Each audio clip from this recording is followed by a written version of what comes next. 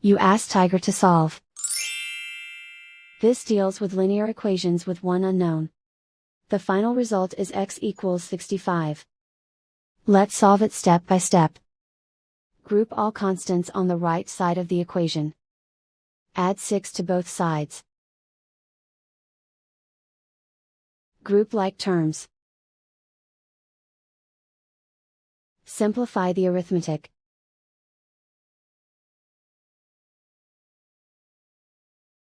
Isolate the x.